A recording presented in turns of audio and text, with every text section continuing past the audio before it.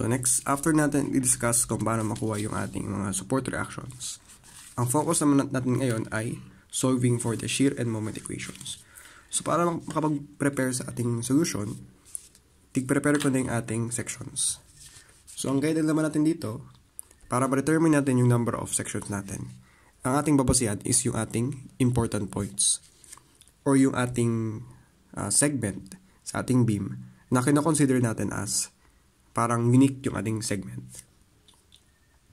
So sa case neto, meron tayong tig-establish na 4 important points kasi meron tayong 3 segments na distinct from each other. So for example, sa point A to B, meron tayong distributed load of 100 kN, B to C, wala tayong load, and C to B, meron tayong load. Ito naman, meron tayong 3 segments kasi from A to B, wala tayo, B to C, meron tayo, and C to D, wala tayo. Ito naman, isa lang ating section kasi from A to B, ito na mismo yung ating force. And dito naman, meron tayong 2 sections kasi sa A to B, meron tayong rectangular, and from B to C, combination of rectangle and triangle. So, start na tayo sa ating first problem. So, ito ay shear and moment equations. So, para sa ating shear equation, gagamit tayo ng summation of forces acting along the y direction. So, ito yung ating shear, at ito yung ating moment sa section.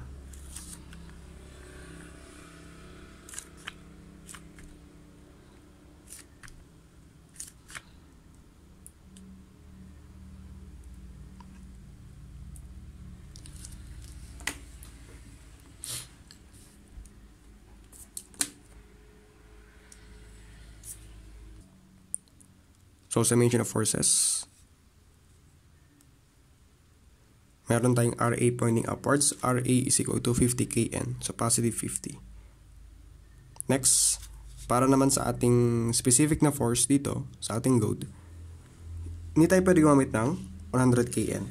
Kasi ang 100 kN, siya ay yung ating resultant kapag ang ating 50 kN per M force ay distributed over 2 meters. Pero dito, yung ating force ay distributed over this distance. And since tayo nag-section, etong distance ay unknown sa atin. Ibig sabihin, eto ay iset natin as x lang. So, yung ating force dito, siya ay 50 times x.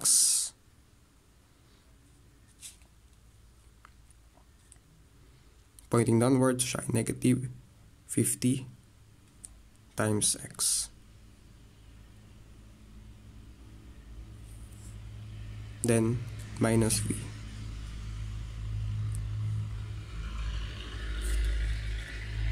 So, wait lang, may mali pala tayo.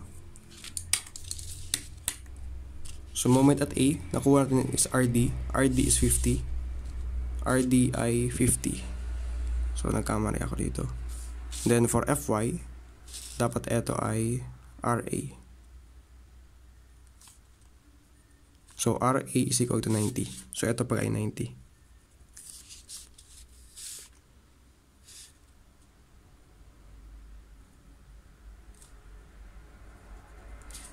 Times x. Ay, mali. Baliktad pa. 90 minus 50x.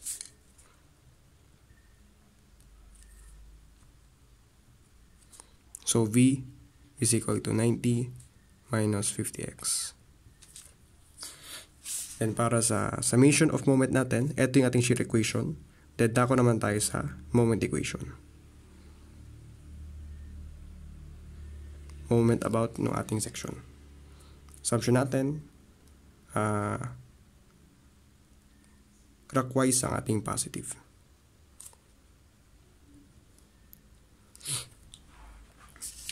So, first force natin, etong RA, siya ay meron moment na clockwise, so siya ay positive. So, RA is 90. Ang kanyang distance ay x.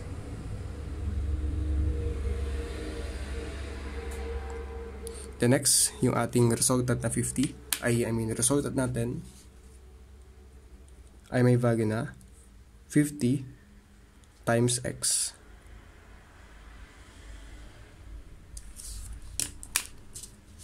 So siya ay pointing downwards, ang rotation niya ay counterclockwise, so negative.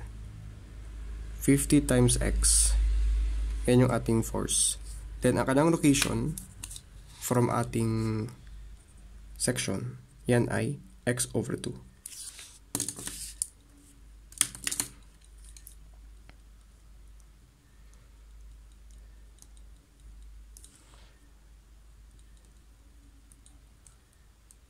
Divided by 2, yan ay 25 x square. So yan ang ating moment equation para sa first section natin, which is from A to B. Then tako tayo sa ating second section. Gamit naman tayong panibagong summation of forces acting along the y direction. So first, meron tayong RA, which is 90 kN, pointing upwards. Then, meron tayong force from A to B. So take note, since ito ay 50 kN per m distributed over the distance na A to B, which is 2 meters, ito na yung ating resultant, which is 100 kN. Pointing downwards, so yan ay negative 100.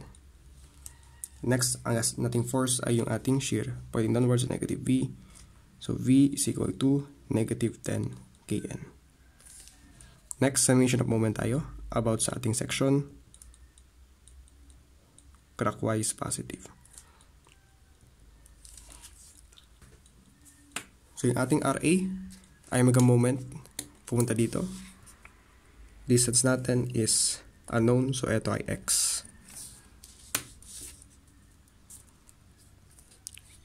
Clockwise, so positive.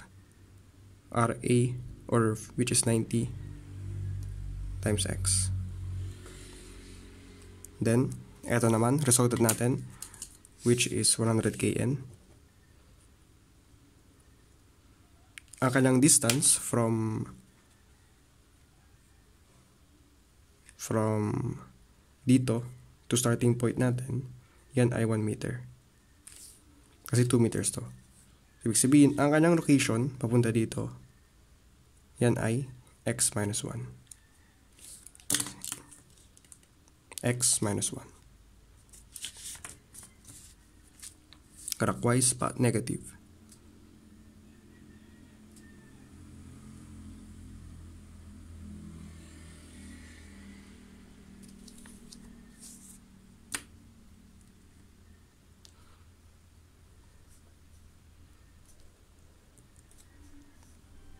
Ay, nakalimutan ko.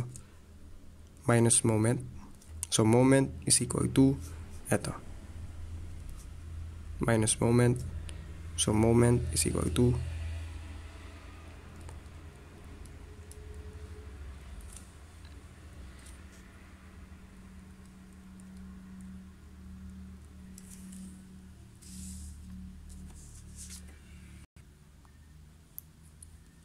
para sa ating third section, summation of forces acting along the y direction.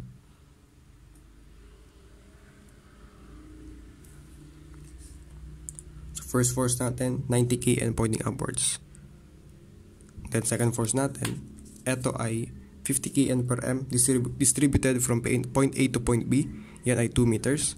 Ibig sabihin, ito yung ating resultant, which is 100 kN.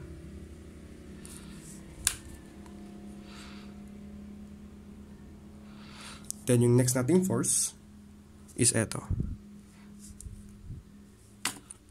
So take note, ito yung ating x. Then ito ay 2 meters. Then ito ay also another 2 meters.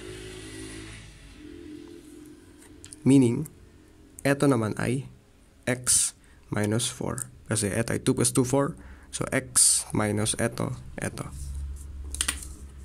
So siya ay minus 20 times x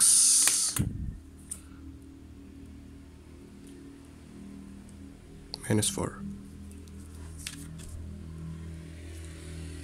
minus V.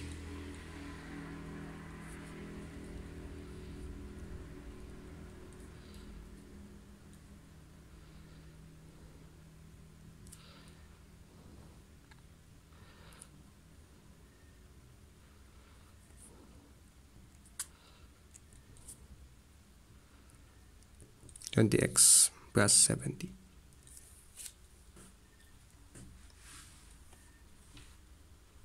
Then para sa ating summation of moment, so dito ko lang sa baba.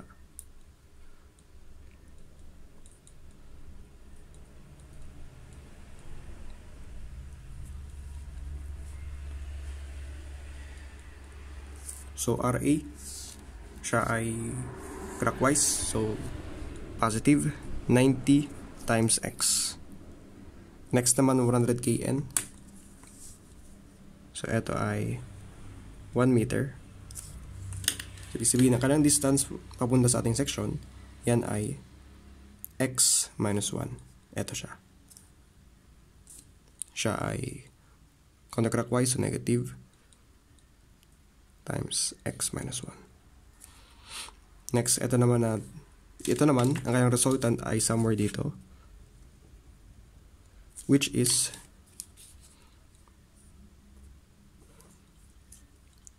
$20 times x minus 4. Yan yung ating resultant. Kanyang rotation ay counterclockwise, so negative.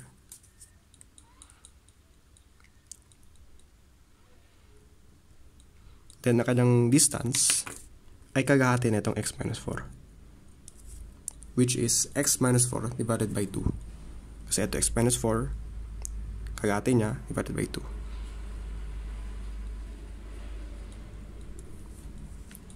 Simplify natin.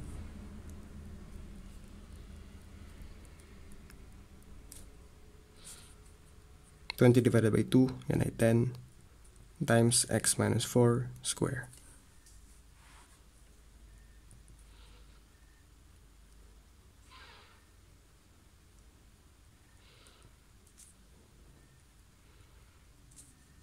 As ito, square the first, 2 times the first times the gas, 2x minus 4, ay 2x times negative 4, negative 8x, square the gas, 16.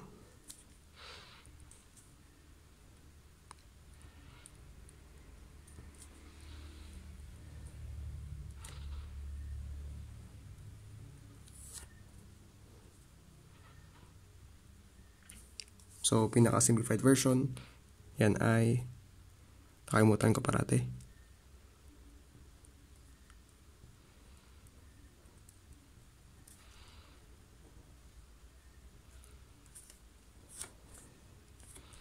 Negative 10x square, negative 10x plus 80x plus 70x, 100 minus 160, yan ay negative 60. So, ito yung ating moment equation para sa third section natin. So, repeatan natin. Ito sa first, shear sa first, shear sa second, shear sa third, moment sa first, moment sa second, and moment sa last. So, after na itong first problem, proceed tayo sa ating second figure. So, iba sa ito yung ating shear and moment equation para sa first problem natin. Nakalimutan ko na yung M natin parate.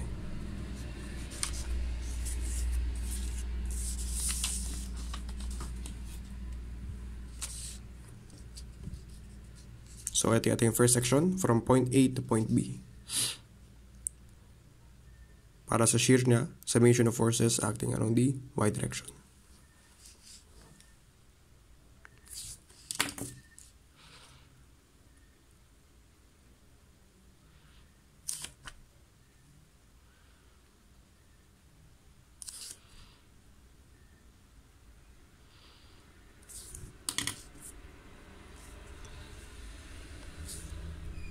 So, eto, ang kanyang height. Wait, isulat ko na yung mga height natin. So, first nating force is eto. Eto ay so, yung first nating force is eto.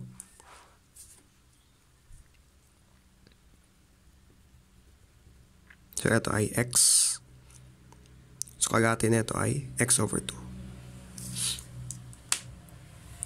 So, yung first nating force is 1,500 distributed over the distance na x.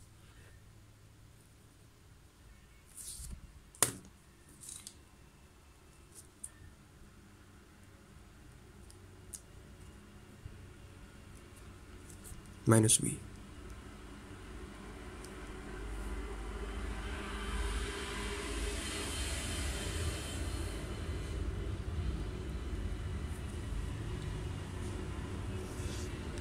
So next, summation of moment.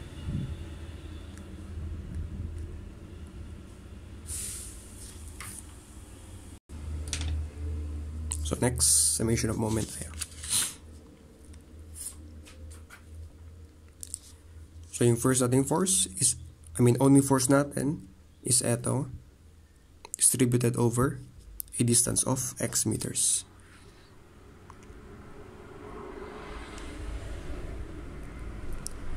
Tapos additionally, since eto ay moment, eto ay force times kanyang distance from moment center natin.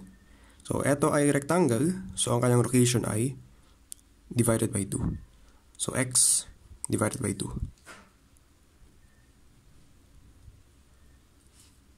Tapos meron tayong moment na counterclockwise, so negative m. So m is equal to 1,500 divided by 2, siya ay 750 times x square. So ito yung ating moment equation para sa first section.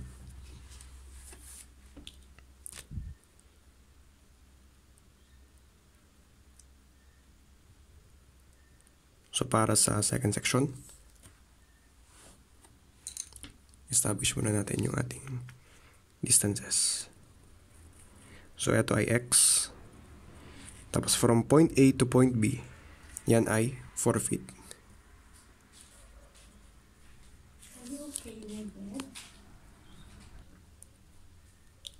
Then from point B up to etong section, so if ito ay x, ito ay x minus 4.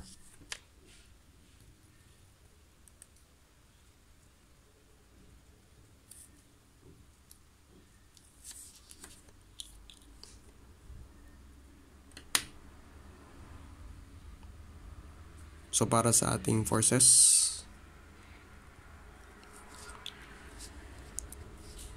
so first, eto 1,500. Tapos siya ay distributed from point A up to dito, which is x. Then eto, next naman is eto, siya ay downwards to negative 2,500, distributed from point B up to dito, which is x minus 4. Tapos meron tayong negative v, downwards.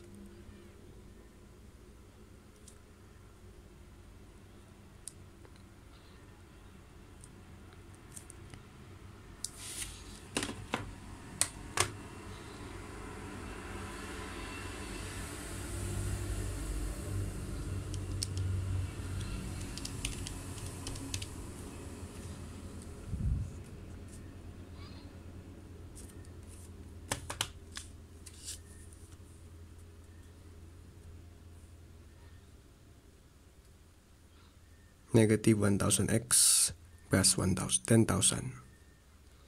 So yan ang ating shear equation.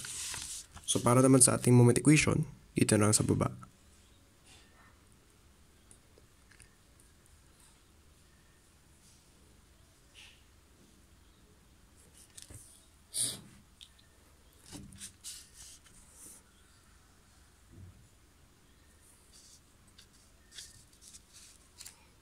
So first, yung ating resultant para sa support natin is located sa gitna nito.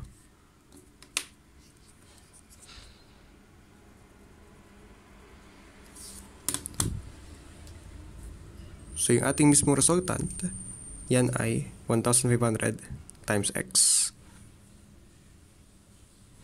Then ang kanyang distance, yan ay kalahati ng x. x divided by 2. So, kanang ikot, pag ganito, which is clockwise, so siya ay positive. Next naman, etong blue, siya ay counterclockwise, so negative. So, yung mismong force natin, yan ay 2,500 times x minus 4.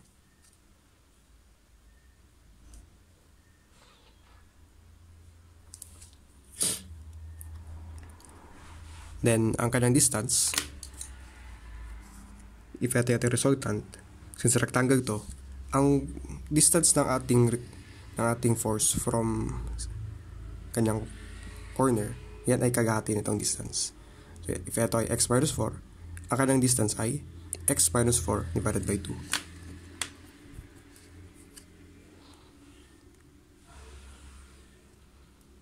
So, simplify natin. 1,500 divided by 2, yan ay 750 x square. Tapos, 2,500 divided by 2, 1,250 times x minus 4 square. So, simplify natin. Pwede naman ito na mismo. Pero if gusto natin i-simplify, pwede man. Ay, ano pa baga? Negative m.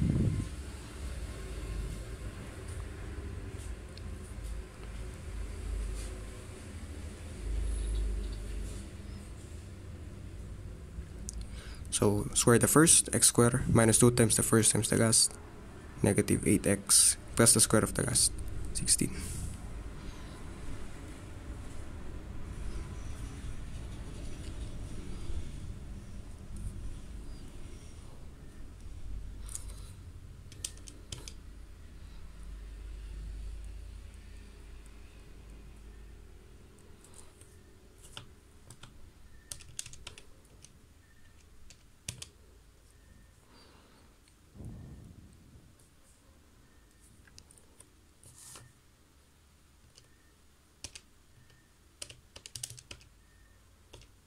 So, ito.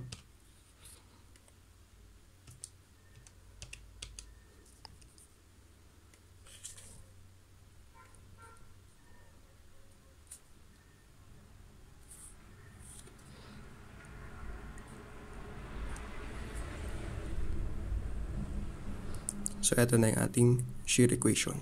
I mean, moment equation para sa second section. So, first section, second section, dako tayo sa third section. Para sa shear,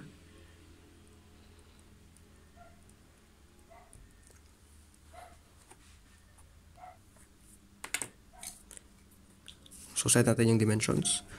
From this point up to sa last point natin, yan ay x. Tapos eto naman, base ating given, eto ay 4 feet. Eto naman ay 12 feet. So meaning, eto nga natitira, yan ay 12 plus 4, 16. So eto ay x minus 16.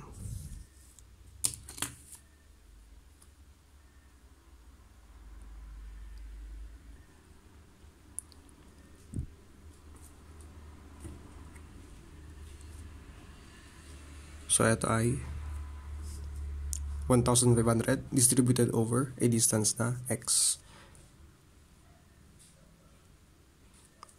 Then, ito naman, 2,500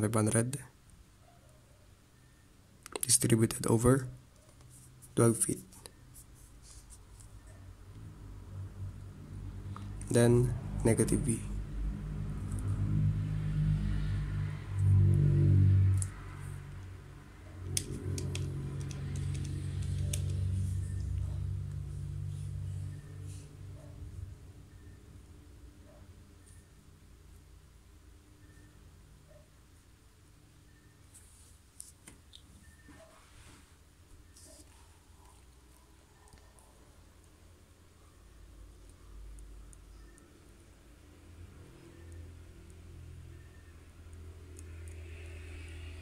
Then, sa measure moment tayo.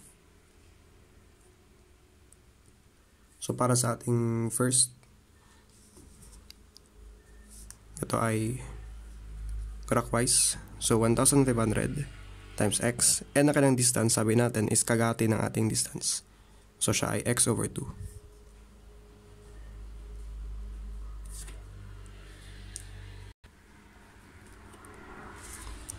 Then next, ito, 2,500 times 12.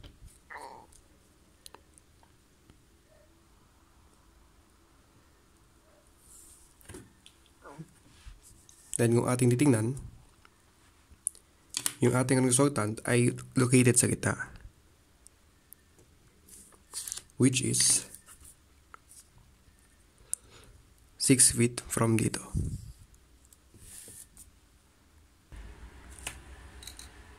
So, ibig sabihin, ang kanyang total distance from ating section, yan ay 6 feet plus x minus 16.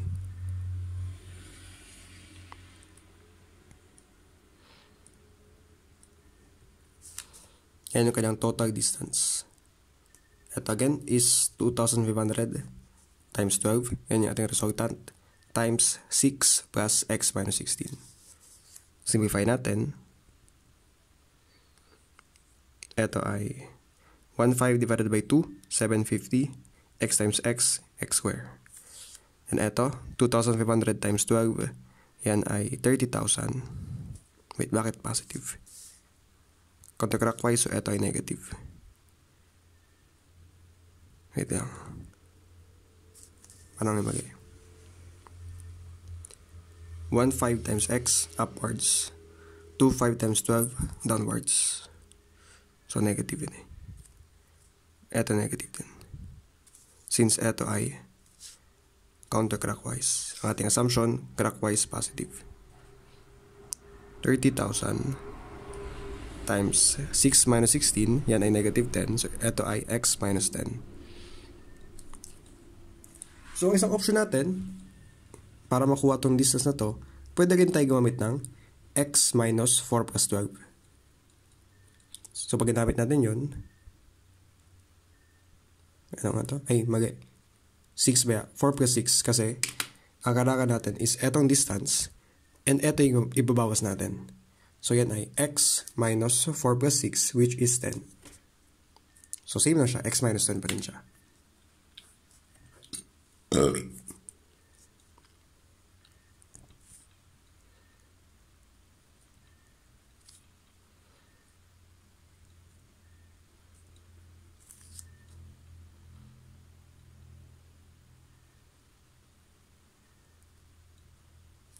So, ito na yung ating equation para sa moment.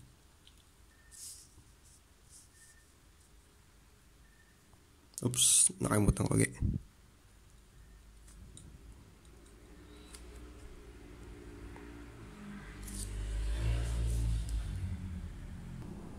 Oops. 300,000. 30,000 parang pagka to. So, proceed tayo sa ating next na problem.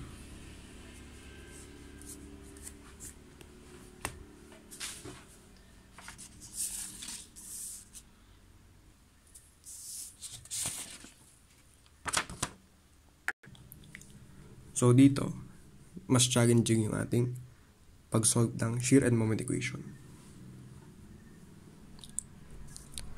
So, eto, RA is 20 kN. So, lagay natin.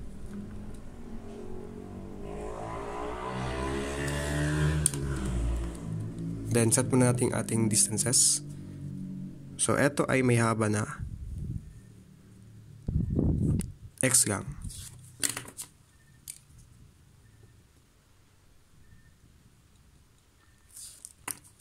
Then, para sa height ng ating triangle, hindi tayo pwede gumamit ng 15 kN. Kasi, ang 15 kN is para sa ating original triangle. So, eto, definitely, smaller triangle siya compared dito. Ibig sabihin na height nito is hindi 15 kN. So, since unknown pa sa ating height nito, pwede natin siya iset as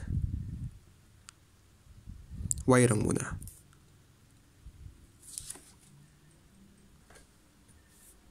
So, first part, shear equation tayo.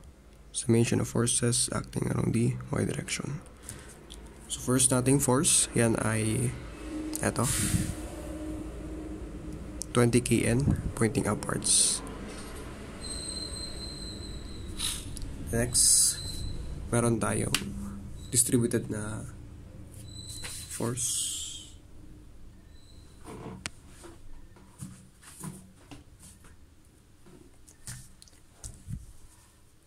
So, somewhere dito siya.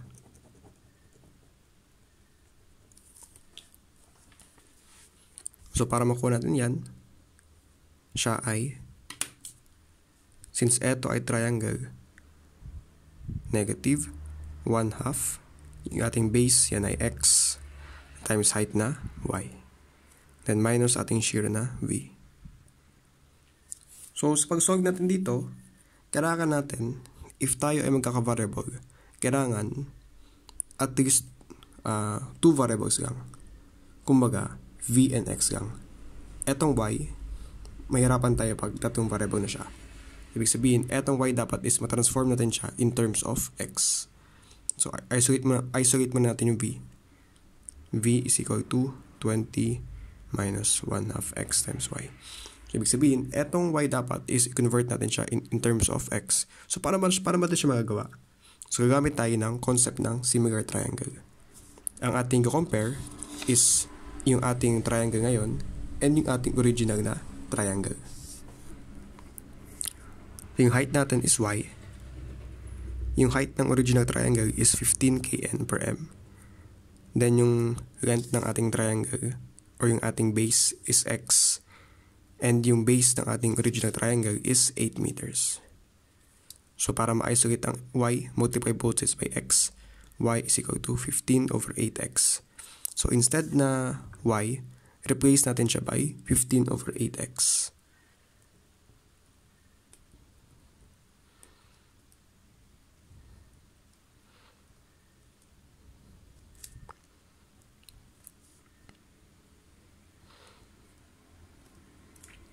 (18 divided by 2, 9 over 8 x squared.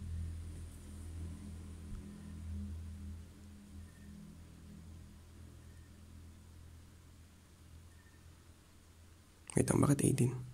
15 ba? 15 divided by 2, wala. 8 times 2, 16.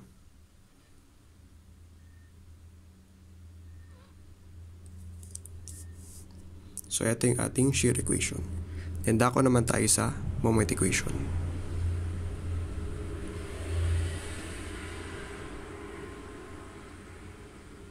Clockwise positive.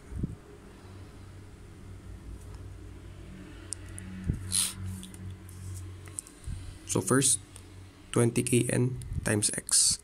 Siya ay clockwise, so siya ay positive.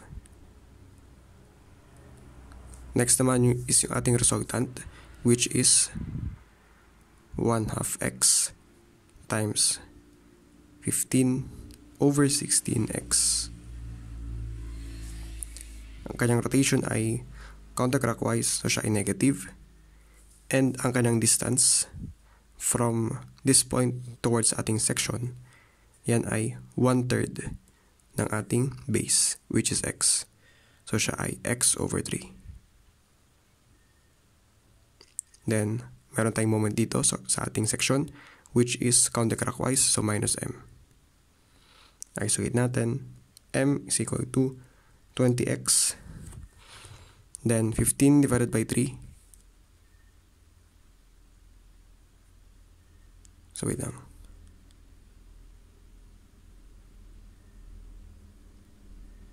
(15 over 8).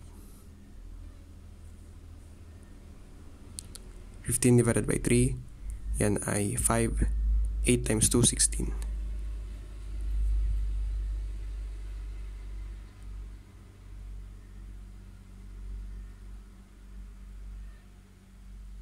Then x times x times x, x cubed. So, eto na yung ating moment equation. So, next, dako naman tayo sa ating last na problem. So, para sa ating height, ito ay 2 kN per m. Ito ay also 2 kN per m. Then para dito, ay magapaga siya. So okay, next ay dimensions natin. So ito ay x. So solve natin. Shear equation para sa ating first section.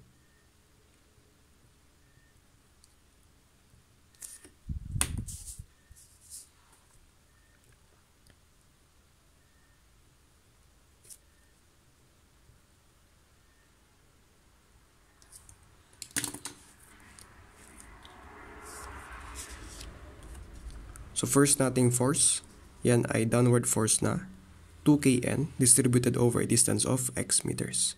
So siya ay 2x. Then meron tayong negative v. So ang v natin ay equal sa 2x. So negative pala. Downwards, so negative 2x. The next, summation of moment tayo para sa moment equation.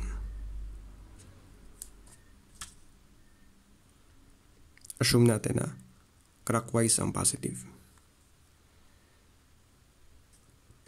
So yung force natin is negative 2x. Ay mali. Tama, negative 2x kasi siya ay, kung siya iikot, siya ay counterclockwise. Then ang kanyang distance,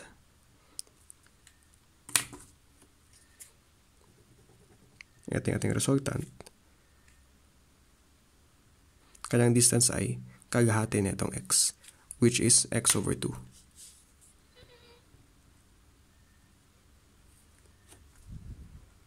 Then aside dyan, ang ating last na moment ay ito mismo. So negative m. So m is equal to negative 2 divided by 2, negative 1, x times x squared. So ito ang ating shear moment equation para sa first section.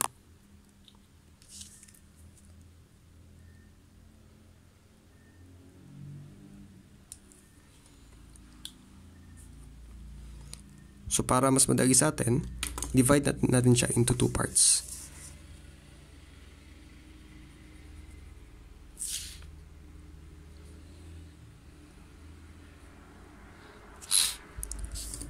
Isang triangle sa taas and isang rectangle na etong total na rectangle. So ang haba nito, set natin as x. Tapos take note, ito ay 2 meters.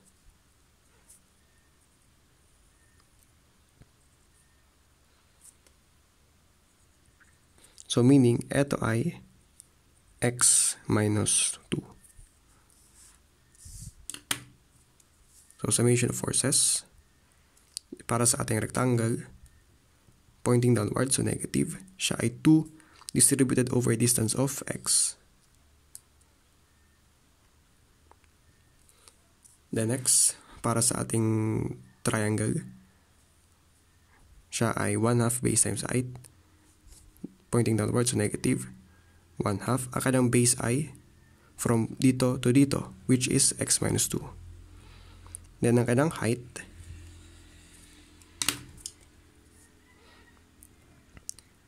ibag natin as y muna.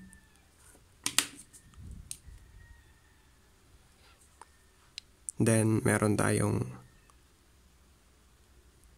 m, negative m.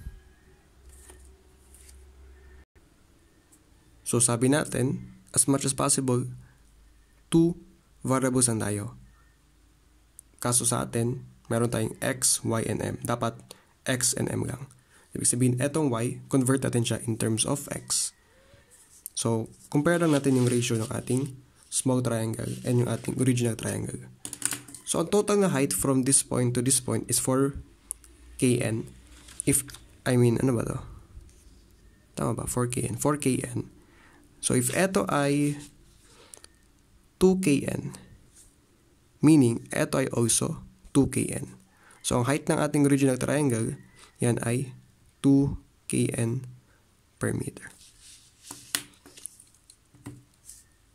So, small triangle, yan ay y. So, original, yan ay 2. Then, para sa base nitong triangle na to, yan ay x minus 2. Pero para sa ating original triangle, yan ay 3 meters. So, isolate natin yung y. Y is equal to 2/3 times x minus 2. So, replace natin to by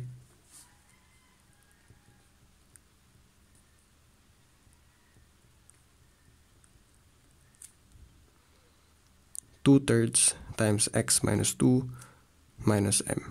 Then, isolate natin yung m. M is equal to negative 2x.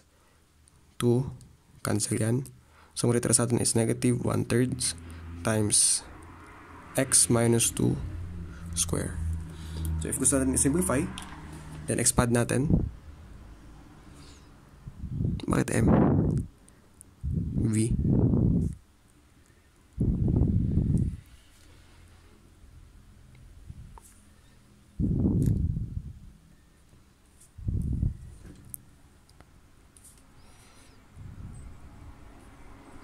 Square the first, x square. 2 times the first times the gas. 2 times 2 is 4. And square the gas, which is 4. Distribute natin.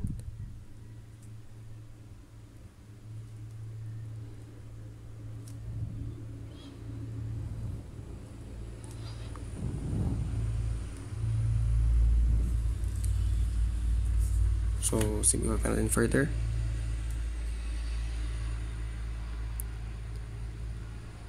Negative 2 plus 4/3.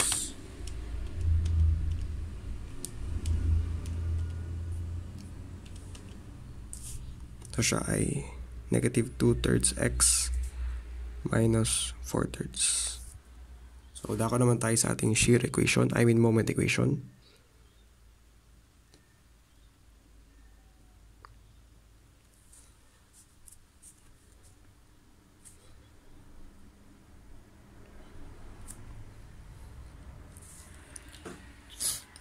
So, para sa ating first na force, yan ay 2x. Kanyang rotation ay counterclockwise, so siya ay negative. Yan yung force natin. So, kanyang distance from position papunta dito, yan ay, since ito ay x, kagati ng x. X over 2.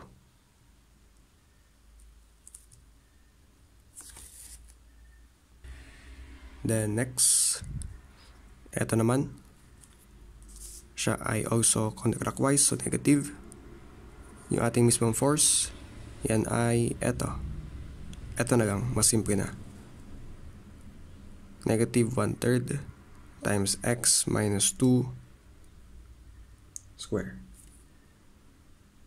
Then, ang kanyang distance from ating section is 1/3 nung kanyang base. So, times 1/3 nung kanyang base, which is x minus 2. Then, minus m.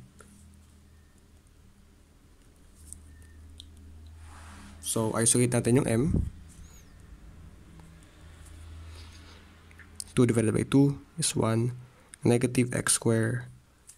So, 1/3 times 1/3. Negative 1 over 9. Then, x minus 2 cube. So, wag natin siya expand. Okay naman din to. So, instead na ito, pwede rin tayo mag-stop dito. Tapos, stop tayo dito.